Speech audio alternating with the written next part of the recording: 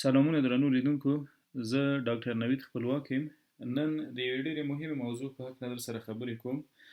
قبضیت څه ته وایي، څنګه منځته راځي، څنګه یې وپېژنو او بالاخره څنګه یې درملنه کولی شو. کانسټیپیشن یا قبضیت کله چې ډکې میتیازې شخې، کلکې او وچې وي او د بیرون ویستلو دپاره یې موږ اړ شو چې زور ووهو، دې ته وایي قبضیت.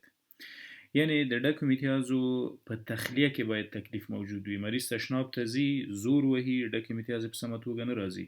په ځینو حالاتو کې حتی د خپلو ګوتو نه استفاده کوي، یعنی د ګوتو په مرسته د ډکې میتیازې د خپل رکټم او د مقعد نه راوباسي بهرني محیط ته. دې ته وایي قبضیت. راځو دې ته چې قبضیت ولې منځته راځي، علتونه یې څه دي. causes of constipation. تر ټولو مهمه علت په د هاضمې جهاز په سترو کولمو کې ده. یعنی کله چې موږ ډوډۍ وخوړله، وموژوله، مرۍ ته راځي، له مرۍ نه به راځي بالاخره معدې ته، دلته هضمیږي، د بقیه هضم او جذب دپاره وړو کولمو ته راځي، دا وړې کولمې دي او بالاخره همداسې په غټو کولمو کې هغه کوم مواد چې باید ترېنه جذب شي هغه جذبیږي او نور د تخلیې دپاره را روان وي، دلته په رکټم کې ذخیره کیږي. د غټو کولمو دې ساحې ته رکټم وایي. کله چې ډکې میتیازې وچې، کلکې، شخې وي او ونښتلې او د بیرون ویستلو دپاره یې مریض زور ووهي، دې ته وایي کانسټیپیشن یا قبضیت. مهمه علتونو کې یو موټیلیټي اف ګټ ده، خصوصا موټیلیټي اف سمال انټسټاین یا د اف لارج انټسټاین، د غټو کولمو حرکات. زموږ غټې کولمې یا سترې کولمې چې دا غټې کولمې دي، لارج انټسټاینز، خپل مخصوصه مارپیچه حرکات لري چې پرسټالسز ورته وایي او د همدغه حرکاتو په واسطه باندې غایطه مواد بهرني محیط ته انتقالوي. ډیری وخت دغه حرکات د څه شي په واسطه متاثره کیږي چې بالاخره د قبضیت سره مخ کیږو. یو ډایټري چینجز دي. ډایټري چینجز څه معنا؟ مریض په غذایي توکو کې هغه څه خوري چې بالاخره د قبض طرف ته یې بیایي. ډیری وخت د اوبو نشتون، د مایعاتو نشتون د قبض د دوام سبب ګرځي. یعنی که چیرې مایعات نه وي، ډکې میتیازې مسلما وچیږي، که اوبه ونه څښو ډکې میتیازې به وچې وي، شخې به وي او د بیرون ویستلو دپاره به یې موږ حتما د تکلیف سره مخ کیږو، زور به وهو. همدارقم ځینې د فایبرز منابع د قبضیت د درملنې لپاره ډېر مهمه دي چې هغه بیا د لیکچر په جریان کې در سره شریکوم. همدارقم ایموبیلیټي یا وخوره وڅښه وڅمله، هیڅ فزیکي فعالیت نه وي موجود، فقط خوراک او څښاک وي، دی بالاخره د وخت په تېرېدو د قبضیت سره مخ کیږي. د ډیری انسانان دي د کلونو کلونو قبضیت لري، درملنه کوي، ولې یوه ورځ ورزش نه کوي. تاسو که په کافي اندازه اوبه وڅښئ، مایعات وڅښئ او هره ورځ ورزش وکړئ، که قبضیت لرئ، ډکې میتیازې مو شخې، کلکې او وچې وي او نه راوځي، دغه نښې مو ورسره حل کیږي. بل علت چې د سترو کولمو حرکات پکې متاثره کیږي هغه د هرشپرنګ په نامه یوه ناروغي ده. هرشپرنګ ډیزیز، په ده کې د کولمو ته عصبي رګونه نه راځي چې هغه امپلس یا هغه انګیزې راوړي او د حرکت سبب وګرځي. هرشپرنګ ډیزیز. ښه، په ده کې څه پیښیږي؟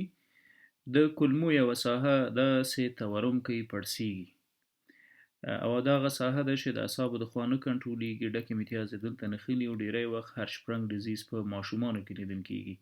هغه ماشومان چې د اعصابو د خوا د کولمو کوم سیګمنټ کنټرول نشي، نو بالاخره په هغه ساحه کې چې کنټرول نه وي موجود، ډکې میتیازې نښلي او د قبضیت سبب ګرځي.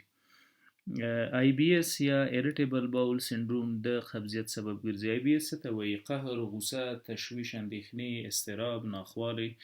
دغه په مغزو فشار واردوي، ماغزه کولمې نه کنټرولوي، کولمې هم یو ګډوډ نظام ځانته غوره کوي.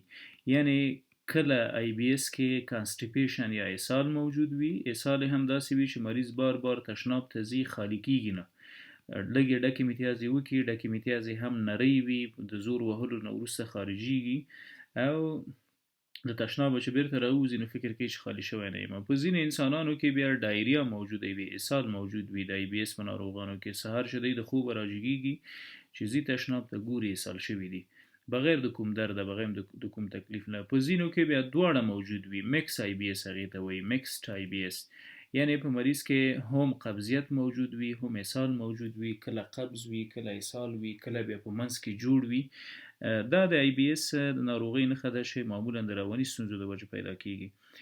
د دې ترڅنګ یو ډول کانسټیپیشن ده چې هغه ته موږ کرونیک ایډیوپیتیک کانسټیپیشن وایي. کرونیک ایډیوپیتیک کانسټیپیشن په ځینې انسانانو کې د کانسټیپیشن یا د قبضیت علت نه وي معلوم، ولې قبضیت موجود وي. هغو دپاره بیا د لګزټیو توصیه کیږي. هغه خواړه چې ایډیوپیتیک کانسټیپیشن، هغه خواړه چې تقریبا فایبرز لري، ډکې متیازې ښویوي، هغه دې په دایمه توګه خوري، لکه سپغول. د قبضیت یو علت د غټو کولمو کم حرکت یا نه حرکت و چې د هغو تر شا بلا نور فکتورونه دخیل ول. د مایعاتو کمبود، د فایبر کمبود د قبضیت سبب ګرځي. د ورزش نه کول، خوره سکه او ویده شه دا د قبضیت سبب ګرځي. په هغه انسانانو کې چې عمرونه یې زیات دي، اولډ ایج دي، په هغو کې طبعا فزیکي فعالیت نه وي، هغوی د قبضیت سره مخ کېږي. ځینې فلج دي، ګرځېدلی نه شي، عمرونه یې پاخه دي، هغوی د دغه ډول قبضیتونو سره مخ کېږي چې د انټسټاین موټیلیټي یا د غټو کولمو حرکات پکې نه وي موجود. او هرشپرنګ ډیزیز دا نو جنټیک ناروغي ده چې اعصاب یا ساحه نه کنټرولوي. په هر حال بل علت چې معمولا د قبضیت په طرف مو بیایي هغه میکانیکل کازز دي. میکانیکل څه معنی؟ ګورئ،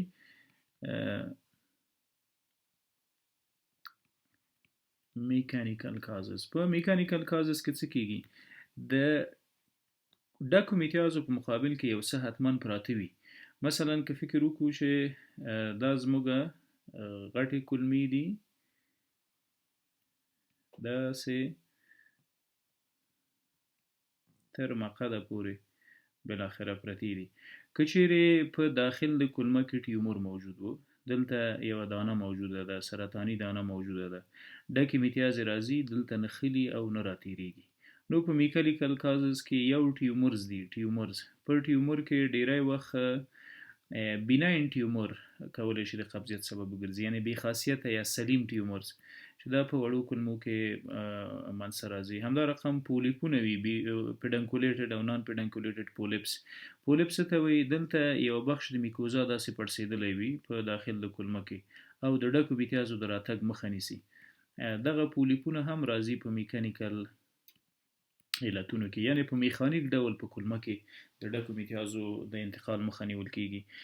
یا په وړو کولمو کې فرضاً دلته په وړو کولمو کې ټیومر موجود ده، کتله موجوده ده، دا غټیږي او دلته په غټو کولمو باندې فشار واردوي، بالاخره غټې کولمې بندې کړي.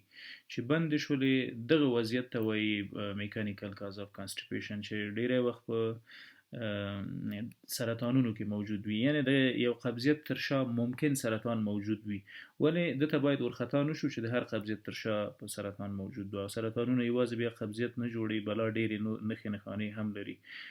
همدغه رقم مثلا په ښځمنو کې یوټراین ملیګننسي موجوده ده. یوټراین ملیګننسي یا د رحم سرطانونه، رحم کې فایبراید ټیومرز وي، بیناین ټیومرز، فیبرایډونه وي، انډومیټریوسس تکلیفونو کې. په دغو ټولو کې میکانیکل کازز، یعنی دغه غده خپله غټیږي د رحم او فشار واردوي په کولمه، کولمه هم د ډکو متیازو د انتقال مخه نیسي، دا د قبضیت سبب ګرځي.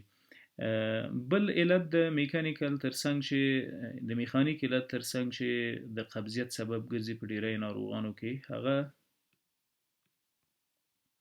میټابولیک کازونه دي. میټابولیک کاز څه معنی؟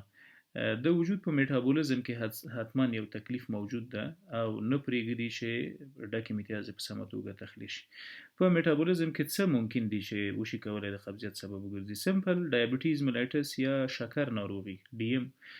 د شکر په موجودیت کې ګلوکوز معمولا جګیږي، د وخت په تېرېدو په د اعصابو په اټونومیک نروس سیستم یا په خودکار عصبي سیستم فشار واردوي او دا هغه د حرکاتو موضوع منځته راولي، په سمه توګه حرکت نه کوي کولمې، چې علت هم ډایبټیک نیوراپیتي وي. علت هم ډایبټیک نیوراپیتي. په نیوراپیتي کې د اعصابو رګونه د شکر په واسطه باندې صدمه ویني، ژوبلیږي او خپله وظیفه په سمه توګه نه ادا کوي، نو د وجې کولمه په سمه توګه حرکت نه کوي او دا شو د شکر د وجې د قبضیت منځته راتګ. ډیری ناروغان چې په قبضیت باندې شدید قبضیت لري، ډکې متیازې شخې وي، کلکې وي، بیرون ویستلو ته یې زور وهي، بار بار زور وهي، حتی ځینې د ډکو متیازو کې وینه ګوري، د مقعد دردونه احساس کوي او په شکر هم مبتلا وي. نو دی بهتره ده چې خپل ډایبټیز ملایټس یا شکر کنټرول کړي ترڅو د قبض نه هم خلاص شي.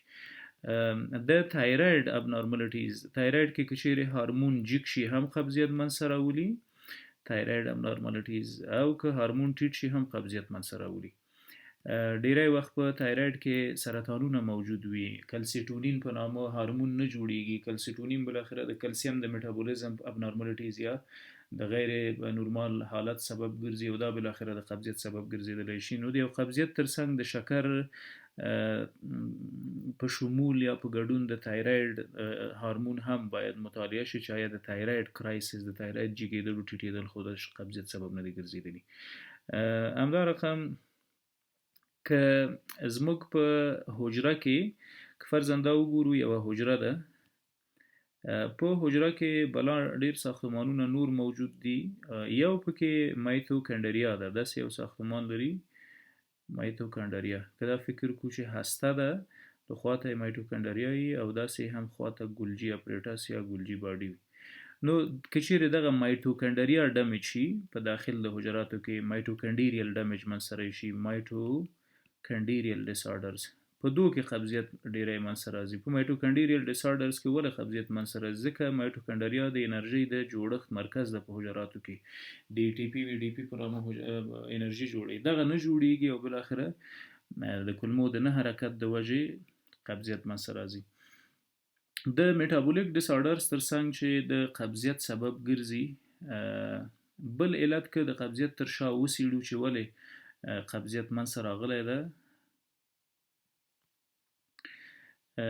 میډیسنز، ځینې ادویجات کولی شي د قبضیت د دوام سبب وګرځي. میډیکیشنز یا ځینې درمل دي چې که په دوامداره توګه خورو یا مجبور یې چې دغه دواونه د یو معالجې په پار استفاده وکړو، دا د وخت په تېرېدو کولی شي د قبضیت سبب وګرځي. اوپیایډز یو ډول درمل دي، میډیسنز دي چې دا کولی شي د درد سبب، د قبضیت سبب وګرځي. ډیری وخت د درد لپاره کارول کیږي، د درد لپاره انالجیزیا.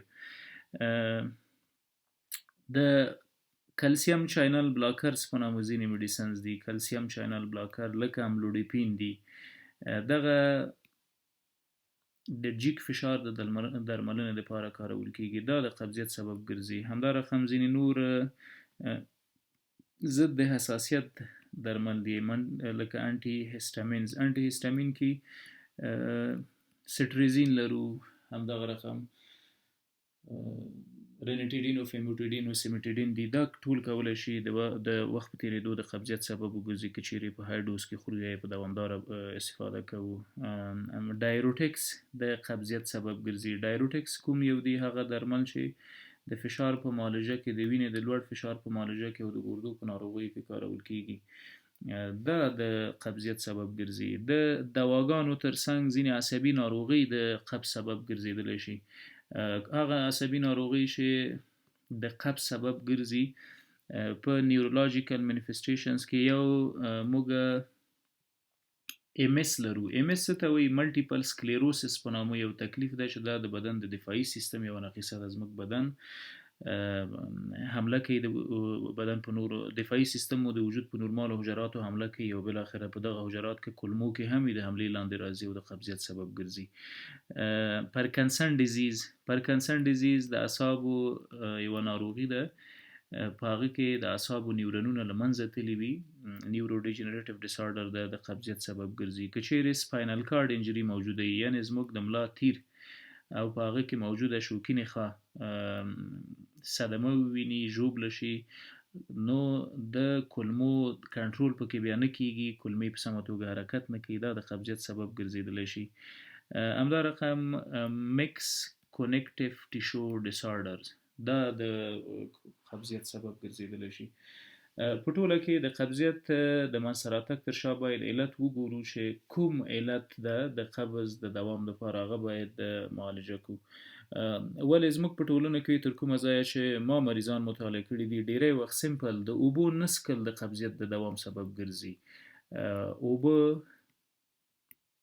چې H2O فورمول لري که یې ونه څښو ګورې منطقي فکر وکړو زموږ ډکې متیازې شخې کلکې او وچې دي فرضاً که دا د هضمي جهاز وي دا هم معده وي دا وړې کولمې او دلته هم شروع کیږي غټې کولمې ډکې متیازې دي وچې کلکې او ډبلې که یې لمدې کړو نو څه شي نه باید استفاده وکړو طبعا دا ډکې متیازې دي او په کولون کې نښتې دي مسلما باید اوبه وڅښو دغه اوبه راځي معدې ته له معدې وړو کولمو ته له وړو کولمو راځي غټو کولمو ته او غټو کولمو کې د ځای کې دا کم مواد چې نښتې دي او قبض جوړ کړی ده دا اوبلن کوي او یلا انتقالوي بیرون بهرني محیط ته نو سمپل د اوبو څښل کولی شي د قبضیت برطرفه کېدو کې راسره مرسته وکړي که چیرې قبضیت لرو نو د اوبو ترڅنګ بل څه چې کارولی شو هغه سپیغول دي راځو په دغه اړخ کې د درملنې په هکله یو څه در سره غږېږم که چیرې قبضیت لرو نو لومړی باید په خپل هغه غذایي توکو کې وګورو چې د قبضیت د دوام لپاره موږ څه لرو که نه لرو په غذایي توکو کې څه دي اول باید وګورو چې ناروغ اوبه څکي که نه څکي حد اقل د ورځې په جریان کې خو 10 ګیلاسه 12 ګیلاسه اوبه باید وڅکو چې د قبض درملنه پرې وکړو که 10-12 ګیلاسه دفعتاً څکل خو طبعا ستونزې جوړوي باید ونه څکل شي ساعت په ساعت یې وڅکئ 2 ساعته بعد یو ګیلاس وڅکئ په اوبو کې بلا بدلونونه راوستلی شو ادرک و نعناع و زنجفیل دا شیان هم پکې مکس کولی شو د اوبو ترڅنګ بل څه چې کور کې کولی شو د سپغو درملنه پرې وکړو هغه سپغول دي یا سفرزه چې ورته وایي تاسو سپغول اوبو کې مه اچوئ اوبو کې ګټه نه کوي که یې وخورو یا یې په مایعاتو کې اچوئ بلکې په خوړو کې در سره مکس کوي فرضاً دغه کاسه کې زموږ خواړه دي وریژې دي سپغول راواخلي په یوې شیندئ چې د هرې مړۍ سره مکس شي او فرضاً که دا کاسه کې خواړه وي او موږ د ده له پاسه سپغول وشیندل دغه خواړه به راځي خولې ته خوله کې ژول کیږي او د خولې نه راځي معدې ته په معده کې هم همداسې د خوړو سره مکس وي او راځي بالاخره غټو کولمو ته داسې غټو کولمو کې که چیرې هره مړۍ د سپغولو سره مکس وي نښلي نه او دا ډیر ښه دغه درملنه د قبضیت درملنه پرې کیږي خواړو کې مو سپغول واچول مکس مو کړل دا مو راوستل خولې کې مو وژول د خولې نه معدې ته معدې نه کولمو ته او بالاخره په اسانه توګه بهرني محیط ته ورځي نو د درملنې لپاره د سپغولو ترڅنګ د اوبو او د سپغولو ترڅنګ بل چې څه مهم دي هغه ځینې درمل دي د لګزټیوز میډیسنز لګزټیوز څه ته وایي هغه درمل چې کولمې ښویوي او ډکو متیازو ته اجازه ورکوي چې بهرني محیط ته لاړ شي په دو کې کاستر آیل یا د کاستر غوړي ورته وایي کاستر آیل یا د کاستر غوړي تاسو به کاستر آیل لیدلی وي ډیری وخت په کلیو کورونو کې د قبضیت لپاره کارول کیږي تاسو که وغواړئ د کاستر آیل نه د قبضیت لپاره یوه ښه درملنه جوړه کړئ دغه کاستر آیل واخلئ د الو بالو سره یو ځای کړئ الو بالو وبخښئ الو بالو نه الو بخاره الو بالو خو سرکې ته وایي الو بخاره سره یو ځای کوئ او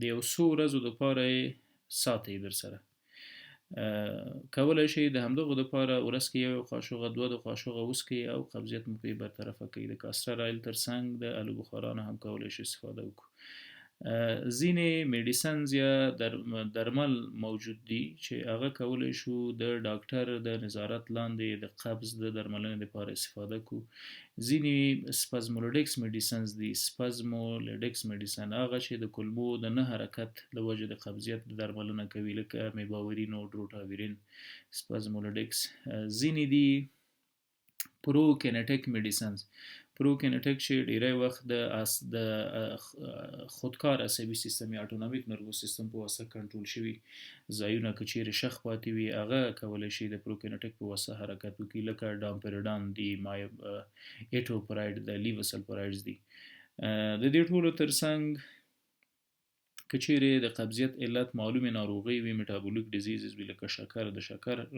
درملنه باید وکړو او د لنډې مودې دپاره کولی شو د ځینو شربتونو نه استفاده وکړو د ځینو ټابلیټونو لکه بیزاکوډل چې ورته وایي دا د کولمو حرکات تنظیموي ولې په ټوله کې د قبضیت علت باید پیدا شي او علت باید له منځه ویسو که لنډه یې ووایم د انټي بیوټیکو نه پرهیز وکړئ هره ورځ اوبه وڅښئ ورزش وکړئ سپغول وخورئ که قبضیت لرئ نو انشاءالله چې برطرفه کیږي جزاک الله